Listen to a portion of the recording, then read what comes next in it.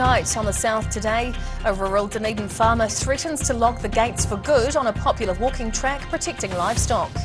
The debate over a proposed international airport in Tarras heats up as senior academics weigh in.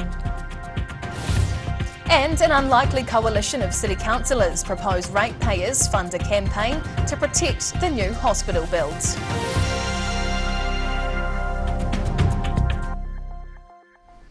Kia ora, good evening, I'm Hannah Wilkins. A scenic Dunedin walking track could get shut off to the public due to the laziness of some of those using the route. Farmer Doug Hall is fed up with always having to check up on his livestock, with walkers often failing to close the gate, letting his animals loose. Doug Hall demonstrating how simple it is to lock up his gate after walking through. He opened the popular Cleghorn St track in 1985 to allow people to enjoy his rural farmland like he does. But Hall's now considering closing off access to the track to the public because too many people using the track have been leaving the gate open and letting his livestock out. People's attitude, they think they got the right to walk wherever they like. Yeah. You give them something and they just abuse it. His cattle and sheep have been let loose 7 times over the past 2 months, where they could eat up a field of hay before he was able to notice. Hall insists the spring-loaded latches on the gate are easy to use and only take a second to lock. I shouldn't have to go around and double check all my stock every day. You know, if people can't unlock a gate and lock it like they found it. He plans to speak with the Dunedin City Council next week about cutting off public access, along with installing no trespassing signs and cameras along the private track. In Dunedin, the South Today. The new proposed international airport project in central Otago is receiving further resistance. 11 New Zealand academics have written an open letter to business leaders and politicians, setting out their cases against an airport in Tarras. Distinguished Professors Dame Anne Salmond and Sean Hendy are 2 of 11 signatories who have written an open letter arguing against building a new international airport in central Otago. The letter calls for the proposed Tarras airport to be stopped, with academics from around the country coming together to raise their concerns. Christchurch International Airport Limited announced plans for the project in 2020 after buying 750 hectares of land earlier that year. The company says the site is bordered by 2 state highways and is less than 30 minutes drive from both Cromwell and Wanaka. But some locals are opposed to the development, which they don't believe will be good for the region or their backyards. James Hyam, Sustainable Tourism Professor at Otago University, brought the academic group, described as the Informed Leaders, together for the open letter. Hyam says it doesn't make sense to build a new airport at Tarras, and his colleagues believe the new airport undermines the UN's goal of net zero aviation carbon emissions by 2050. They also claim the proposed airport would put strain on the local environment and infrastructure. In Tarras, the South Today. Dunedin's Run the Runway event is returning this year, with some competitors keen to beat their times. A select group of people got to test out Dunedin Airport's tarmac last night ahead of the race early next month. The annual Run the Runway event was cancelled last year due to COVID concerns, but usually sees hundreds of competitors take on the run of just under 4 kilometres. The time to beat is 12 minutes and 55 seconds, the current record set by Jonah Smith in 2021. However, runners will have to be a little more patient this year, as the start time for the race on the second weekend of February has been pushed back until later at night. Slightly later because we've got to wait for that last Christchurch flight to come in, and then everyone will be congregated there as the plane lands off the runway, and then we'll be ushered out and away. The runners and walkers will begin the race after the last plane of the day has landed, with proceeds going to the Otago Youth Adventure Trust. In Dunedin, the South Today. The Dunedin City Council is considering spending 6 figures on a large public campaign to fight the decision cuts to the new hospital build. City Councillor and former Labour MP David Benson Pope put forward a motion requesting a fund of up to $130,000 for the campaign. The idea was seconded by Mayor Jules Raddick and would be aimed at supporting the new hospital being built to the original proposed design. The motion follows the decision to reduce long-term capacity as part of the building's design changes in a $90 million budget cutback. The changes reduced the amount of beds, operating theatres and MRI scanners at the new hospital. The pavilion building and bridge between the two sites also wouldn't go ahead, with staff warning the decision would create a step back in working conditions. House Minister Andrew Little has gone on the defence, claiming there's no cuts in the new design and emphasising there would be increased capacity compared to the existing hospital. The port town of Littleton is gearing up to host a major yachting event in March as live-action high-tech sailing comes to Canterbury. Spectators will be able to watch huge hydrofoiling catamarans flying around Littleton Harbour at high speed. But disruption caused by the big event is already creating waves among some local residents. Littleton Harbour is set to come alive in March as the New Zealand Sail Grand Prix comes to town. Billed as a two-day spectacle of exhilarating races and entertainment, there's much discussion about the impact Sail GP will have on the small coastal village. Some benefits from the International Racing Regatta are already apparent. Naval Point, a previously run-down and underdeveloped part of Littleton's harbour basin, has been transformed by the Christchurch City Council. But some residents are concerned about plans to handle the increase in vehicle traffic from the expected large crowds. I think that Sail GP are making a real effort to minimise the impact on the locals, and the business about the traffic management plan is basically to stop mayhem happening on the 2 days of the racing. The tight geography of the port village makes accommodating hundreds or even thousands of additional vehicles impossible. Vehicle entry during the regatta will only be permitted for Littleton residents using special vehicle passes. Between 12 and 6 o'clock on the Saturday and Sunday, locals will be challenged to enter back into Littleton, so they're going to need to get a pass to actually be able to do that. That is all it is. She believes some people are overreacting to the situation, despite the restrictions only in place for a single weekend. For the inconvenience of those 2 days for some of those people, we now have the most amazing work going on around the tank farms. Down at Naval Point there's a whole lot of activity, around the rec centre. Now we're going to get to enjoy that well after Sail GP. And for those able to enjoy the event, organisers are confident all efforts will be worth it. The Sail GP regattas due to be held on the 18th and 19th of March. In Littleton, the South Today. Whai Yakane still to come on the South Today. A tough day at the office for the Otago Volts against Northern Districts. And creepy crawlies multiply way too fast at Otago Museum.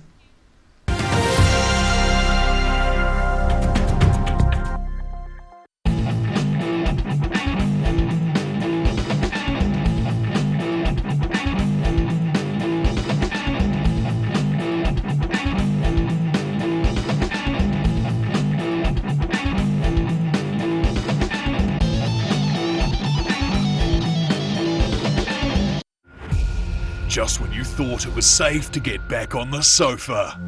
My mate John's having a price frenzy! He's taken 19% off sectional lounge, 31% off coffee tables and buffets, 42% off selected clearance items and much, much more! Plus pay it off over 24 months interest free! My mate John's price frenzy! Where did you get that furniture from? Stafford Street and my mate John.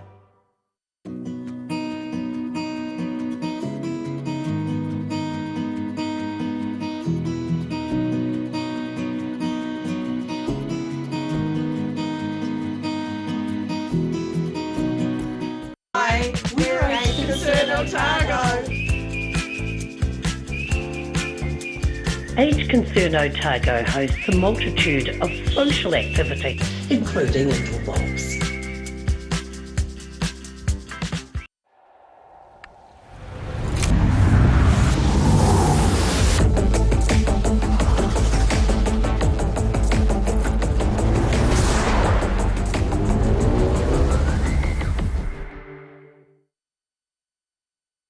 Hi, my name's Matt and I'm the Dines Group CEO. Dines is a company that's focused on selling logistics solutions to its customers. We're passionate about selling efficiency and we've been selling efficiency for over 50 years now.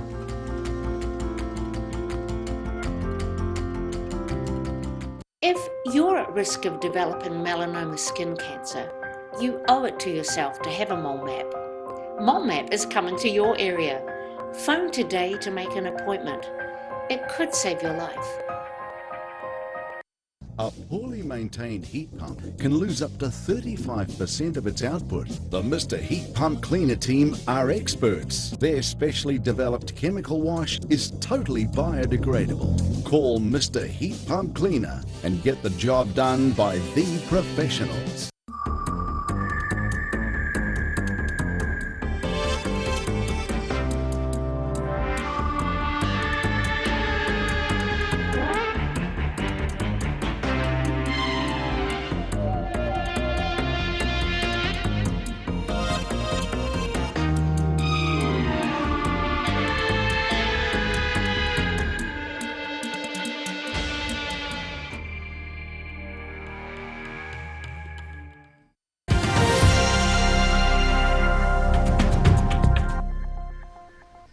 Tēnā koe, welcome back. The Otago Volts have been left licking their wounds after a crushing loss against Northern Districts yesterday in the Ford Trophy cricket competition. Batting first at Hamilton's Seddon Park, the Volts got off to a respectable start, but none of their top order really fired. Opener Hamish Rutherford was the only one to make 50 as a series of partnerships were knocked over thanks to quick work by Tim Seifert behind the stumps. The Volts finished with 222, but defending that total would prove difficult. Northern District's opening duo, Tim Seifert and Katene Clark, blasted Otago's bowling, posting 100 runs in just 73 balls and setting up a comfortable 7-wicket win in just 31 overs. The result leaves the Volts steady in 4th place with 2 rounds remaining, but a spot in the playoffs remains elusive. Otago Museum got a big surprise recently when they opened up a box of captive insects. The team are now caring for about 300 baby African millipedes after an unexpectedly large brood of eggs appeared. Checking up on 300 baby giants. These African millipedes recently hatched at Otago Museum and can eventually grow to more than a foot long. The museum originally received 7 of the insects from Wellington Zoo, but were definitely not expecting them to multiply so much or so rapidly. When we first got them, we had all the males and females in the same enclosure, and we learned pretty quickly that we needed to separate the sexes from each other. Surprise over the size of the hatch has left staff with a bit of a problem. What to do with the growing creatures? We might have to see if the Wellington Zoo would like to take any back, but well, they're still quite young and pretty easy to take care of at the moment. The marketing team are keen to name all 300 new insects with some help from the public, but the keeper in charge of them reckons he might have trouble remembering that many names. In Dunedin, the South Today. And now recapping tonight's top stories on the South Today.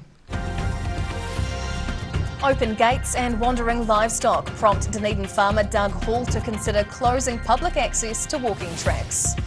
A group of distinguished academics, including Dame Anne Salmond, come together against the proposed Tarras airport. And Dunedin City councillors suggest ratepayers fund a campaign to fight design cuts for the new hospital build. And now a look at what's happening in tomorrow's ODT, and we welcome the Associate Editor, Jo Simpson. Hello, Jo. Hi. What can we expect in Friday's paper? We have more on the citizen. It appears to be $1 per citizen to fund the campaign for the protest against the hospital cuts. Oh yes, yeah. The future of Dunedin Railways will be discussed behind closed doors at the City Council next week. Okay. And we have a car versus train crash in Invercargill. And we also sending our photographers to the Peppers. Oh, the Red Hot Chili Peppers tonight. Yep. Fantastic. Hey, thank you for sharing with us this evening, Jo. Thank you. And time now for a look at tomorrow's weather. The South Today weather, proudly brought to you by MoleMap, the skin cancer detection specialists. Looking at the situation, there'll be colder southwesterly airflow spreading over the region tomorrow morning, with widespread rain easing to showers. Heading to the top of the South Island, well, nor'easterlies and late rain with 22 in Nelson. 21 with showers in Greymouth tomorrow, while down in Christchurch expect a hot 27 degrees with southwesterlies bringing late showers. Travelling to South Canterbury and North Otago. Warm to start, and then a southwesterly brings some wet weather throughout these parts tomorrow, up to 27 in Ashburton, 23 in Timaru and 19 degrees in Oamaru. Heading westwards to the Central Lakes.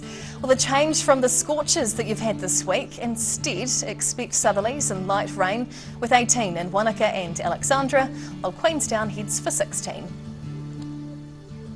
Heading further south.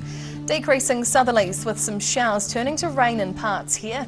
Expect 15 degrees in Balclutha and Gore, with 14 over in the Catlins. And down to the deep south. Rain tonight in Invercargill with a low of 14. Cloudy and cool with some showers and fresh southerlies tomorrow, and up to 15 is the high. Into the weekend, expect fine and sunny weather again with a high of 21 on Saturday. And finally, heading to Dunedin. Cloudy with an overnight low of 15. Tomorrow, cloudy with rain and cool, strong winds. Still warm though, with a high of 18. And into Saturday, fine and sunny with a spot of cloud and gusty winds. Strong with a high of 19 degrees. And that's the news this Thursday. For the latest news and videos from the southern region, head online to odt.co.nz. And you can follow Channel 39 on YouTube to catch our news bulletins on demand. We'll see you again tomorrow. Ka kite pōpō.